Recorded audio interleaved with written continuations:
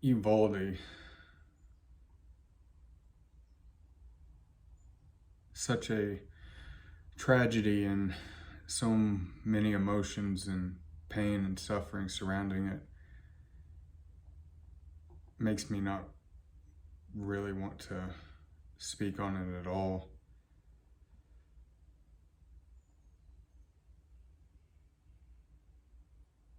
I'm going to try to give a slightly different perspective than the initial emotions that I have about the situation, the tragedy, not situation.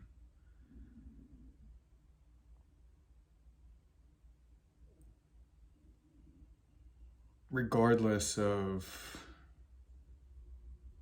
the details,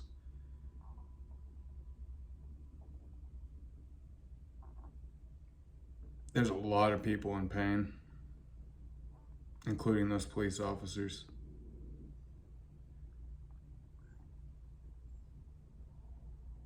And I feel like I need to point out that, well, I, for one, as a military veteran who's deployed several times, feel like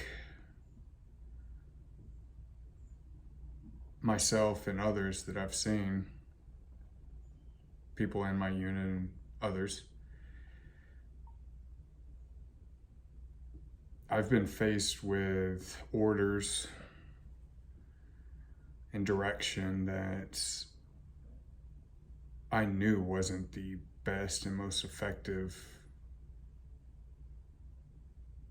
orders or directions at the time. And that sometimes those less than optimal decisions made by leaders who have to make those decisions under massive amounts of stress and with all the other psychological factors and whatnot, some of those decisions that were made that I followed along with endangered not only my life but other people's lives as well. And it wasn't just me who looked around and questioned those orders. And I speak on anything and everything down to an example of taking the exact same route for a patrol at the exact same time every single day. Everyone knows that that was the wrong answer. But we followed along because those are orders. Orders are hors d'oeuvres, right? I could see a situation where the herd mentality, and that's a term that I threw out there, but that has very, very, very strong psychological effects with rank, which again I can relate to, and seniority,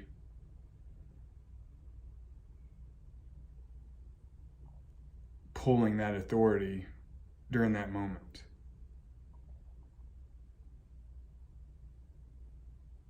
So I think it's unfair to state that, well, any of these police officers, no matter what the order was or who was in charge or how much neglect, stress, lack thereof training, or just pure fear for one's life, which again is the strongest of all psychological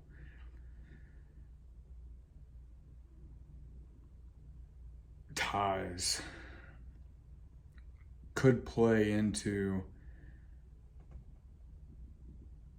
being froze, not going outside the orders that were being handed out by the senior ranking members on site, coupled with the fear of survival. I could absolutely see it's actually more plausible and more normal we want to jump up and down and scream because I've entered a couple of doors and did some things under fire. But that's not normal. And I was also surrounded by unbelievable people. I also had some of the highest level of training. And to be perfectly honest, I don't think everyone should be quite as bent as me, and not really. Most people hang on to life a little tighter than I have in the past, and still have a tendency to do. That's not normal. What's normal is wanting to live. And for anyone who's never been in that situation, please keep that in mind when discussing things of this extreme nature. No one knows what they would do under extreme circumstances like that unless put there. And even the ones of us, and I say us, not just military veterans, police officers, anyone who's been in that, a fireman going into a burning building. I mean, when faced with an excruciatingly painful death as a high percentage option, you don't know what you're going to do until you're there. And then you don't even know what you're going to do the next time.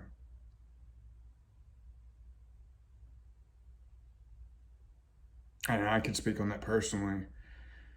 In one example, it's about halfway through my deployments, and I'd been in a few gunfights, and I knew how I reacted. In the first gunfight of this deployment, the initial fear of dying, which normally wasn't there during running gunfights, because it had been 6-8 months in between that last time that I'd been downrange and this particular first gunfight of this deployment, the first initial reaction that went in my head was, oh, my kids. And it was a transition from coming back from trying to be the family, father, husband, along with work and whatnot. And then I'm back in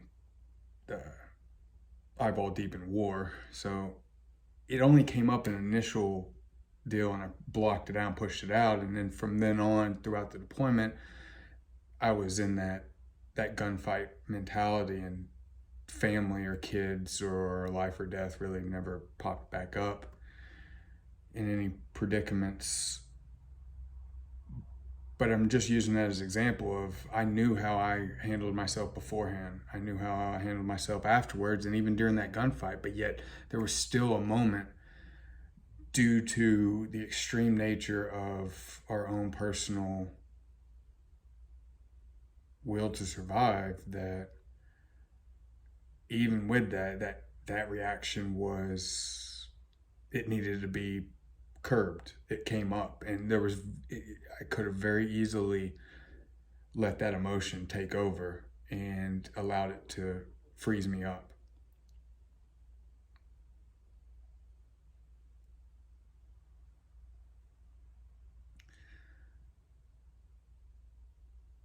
I say that, and I'm not condoning standing in that hallway, because orders be damned. I feel like if I was in that situation,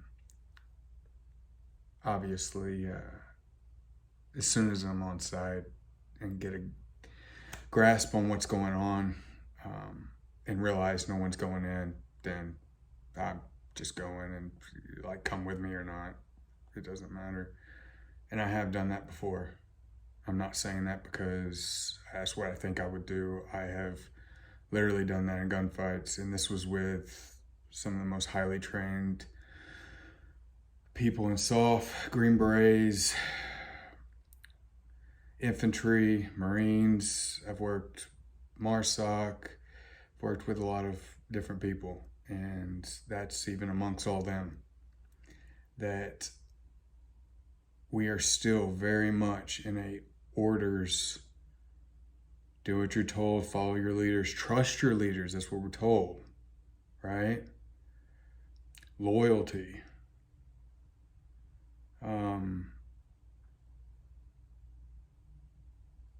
It is quite unnatural to do the opposite. And I've tried to put myself in their predicament, like a lot of us, to try to imagine it.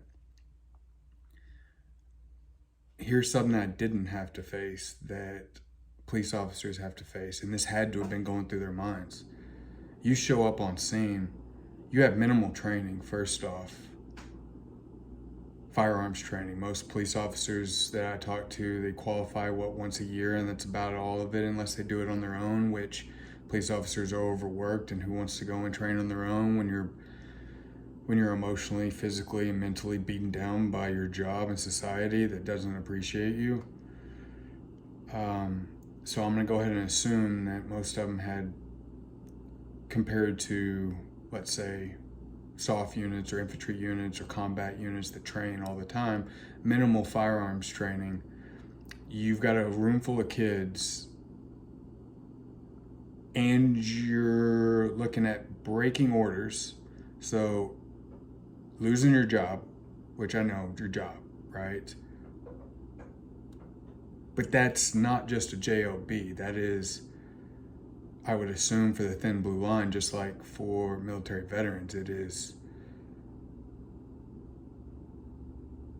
core God country, for a lack of a better example. In the Marine Corps, the Corps came first. We said country, God, Corps, but it was core God country.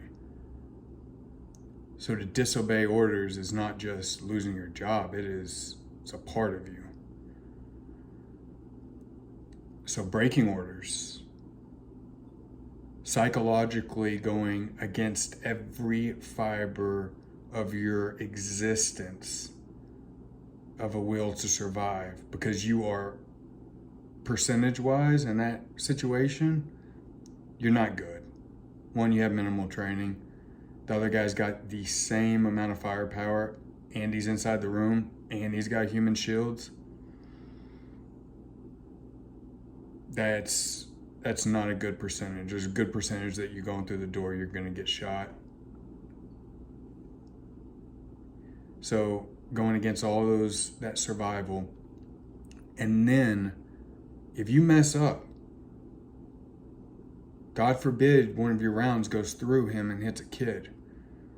God forbid that you miss. God forbid you trip going through the door.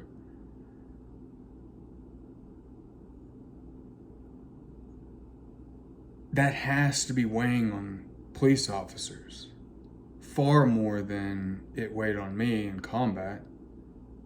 There was a top-down pressure of, don't screw up, don't get too loose out there.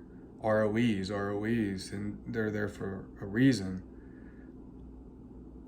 But inevitably, I knew that if I was breaking orders, which I have, and chosen to do something, whether it needed to be done or not, as far as, for instance, and when I say break orders, I'm talking about even some down to small, where as a junior Marine, you're a fire team leader, hold this corner, face out. All right, cool, boom, I'm holding this corner on this building, facing out. Well, he's managing 3 people, and he's off putting in the saw gunner in a good avenue of fire. All of a sudden I look over, I'm like, that corner's better, and I have better vantage points and avenues of fire, fields of fire. He doesn't see that. Now, do I sit there and wait and, well, he told me to hold down here, so I'm gonna hit? That's 99% of what we're trained to do and what people would do, and that goes back to the whole orders thing, where it's abnormal to say, you know, well, what, that corner's better, and he's over there managing that saw gunner. I'm gonna go ahead and take the initiative, do this, and explain it to him later if he comes up and, you know, why'd you move? I need you here. Well, this is far better. Well, no, I'll deal with that later. I'm gonna go ahead and make the best decision that I possibly can make at that point in time. And there's good and bad to that. All I'm saying is it's extremely difficult to go against all that. And then to have an entire chain of command, police force, politicians, and a society that, I mean, unless you go in there and just go full on perfection, someone is going to try to throw you in jail or kill you or all this other targeting. So anyhow, I look at the situation as a massive tragedy. Those police officers are going to have to live with that tragedy for the rest of their lives. And whether they were following orders from a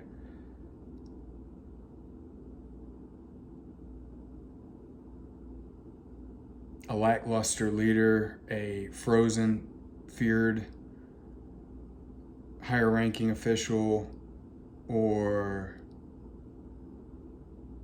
here's another one, and I just have to throw this out there because of past history, and I don't care how much shit I take for it. Our society's beating up on these police officers pretty bad, and these men and women very well could have showed up to this tragedy, and this tragedy from higher than people being on site, because I just, too much went wrong. There could be outside influences with political motivations.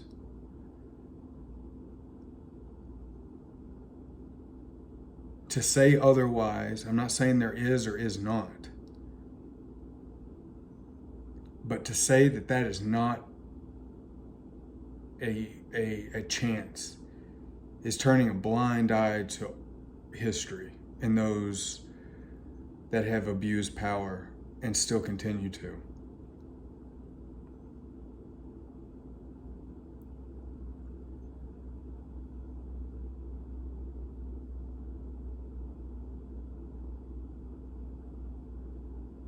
Regardless of whether it's purpose, mistake, fear,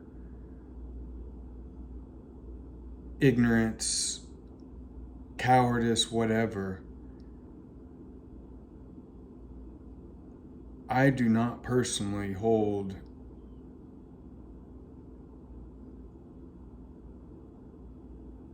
human beings acting like normal human beings responsible. We call the people who go in the door, which from what I've gathered is 3 individuals who went in the door, two with a shield. We call them heroes for a reason. It's because they go above and beyond. That is not what we train our police officers for. That is not what they expect on a day-to-day basis. That's not something that they have mentally or physically, and I say physically because there are nervous system factors that play. There's a reason that SEER school and these higher end, higher level stress military training schools are mentally traumatic. It's because they push the stress levels so high so that you are accustomed to that level of stress when faced in combat. Normal human beings with that threshold don't have that. And human beings acting like normal human beings, and then also following orders in a manner that I, one, have done and seen countless if not all of us, have done it in the past. Anyone who's ever served and gone overseas, not even gone overseas, has at some time followed a herd mentality to orders that were not exactly kosher / the most appropriate decision at hand. And whether it be financial, physical, emotional, some area paid for it. I mean, it could all be done all the way down to a less than optimal leader keeping his troops at work away from his family just to make himself look good for extra hours. Where's the people standing up against that? You don't, because they're orders. You do what you're told, and you do the best at what you're told. And that's under a regular work day.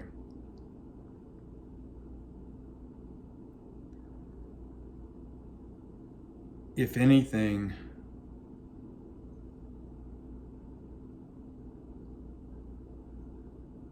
there's so much pain going around. If anything, I'm going to leave it at this. I don't want to speak too much on it when all this pain's going around, because I feel like it's better to let all of us grieve in the amount and the time that is needed, and then the topic, the tragedy, is dissected at a later date, and we learn and move forward from it the best we can. Lessons learned. But I do not like to hear or see, and this is in me, those are the initial emotions I have when I first watched the video. I am very much like the majority out there going, you have to get your ass in there, you take bullets. It's very easy for me to jump on that emotion because it's very surface. It's sensitive, especially to the families, especially the people who are impacted. And then a perspective from first responders, other police officers, and military veterans alike who may or may not have faced life or death decisions like that.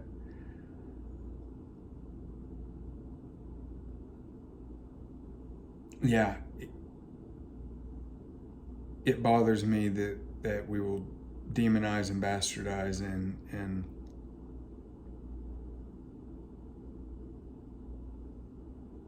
through our own pain or egos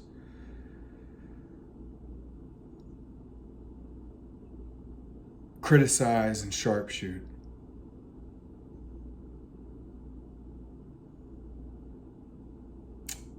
I think now would be a time to bring those police officers in, not exclude them. If you don't think that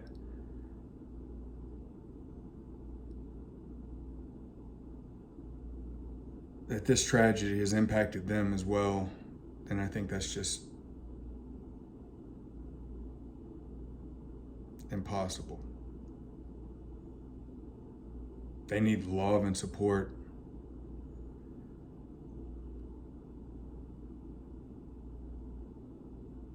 It would be a strong part of me in any type of situation like that, not even in this type of situation, in far less impactful and painful situations, have I not wanted to be here. So I could see that as a very, very quick and easy option that we as a community, and I mean as a country,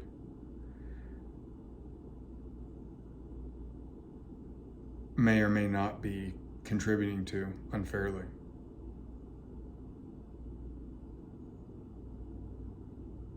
I'll tell you this, I do know this, I don't know a whole lot, and these are a lot of perspectives and points of view from my experience in the place that I'm at right now. But I will tell you this, I do know this, they're not our enemy.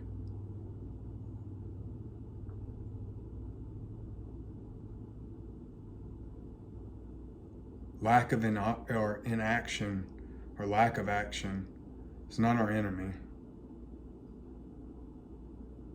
That's just something that needs to be improved. Police training improved. I bet you they would love that. More money, better training, being properly taken care of. Who doesn't want that? Properly appreciated.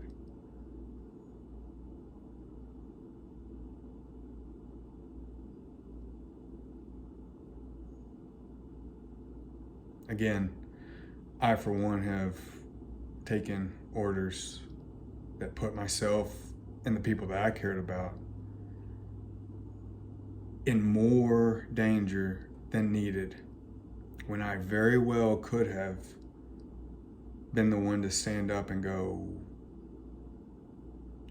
I don't care what the orders are, this is dangerous and we need to be doing something different.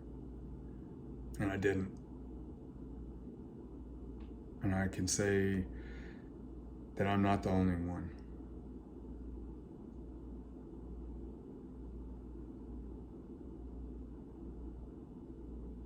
My heart goes out to anyone and everyone who's impacted by this shooting and the others that have surrounded it.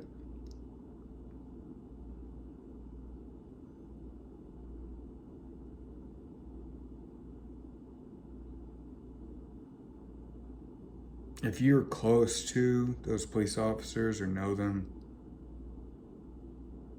go to them.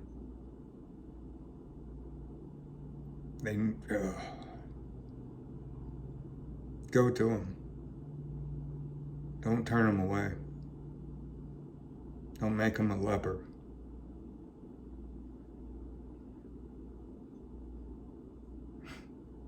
Especially not for being human. Because what they did was more human than the three that went in. And that's why we call them heroes. We don't burn the normal, or the people who did what, again, they were psychologically patterned to do, every fiber in their body. And that very well might be, again, by design. To have the tragedy go up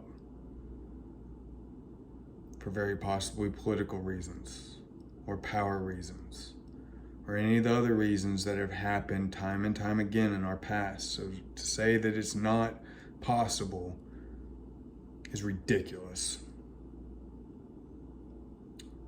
Police officers aren't our enemies. Those that showed up on site are not our enemies, and they're not the problem. There are issues that do need to be addressed. And hopefully they will be. With proper leadership in this country, in the state, in our police forces,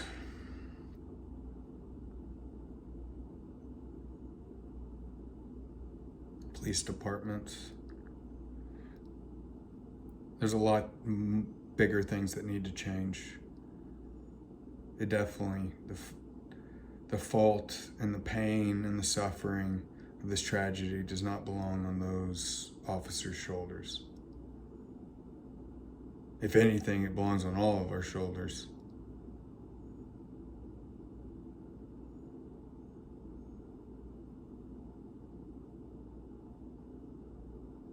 Yeah.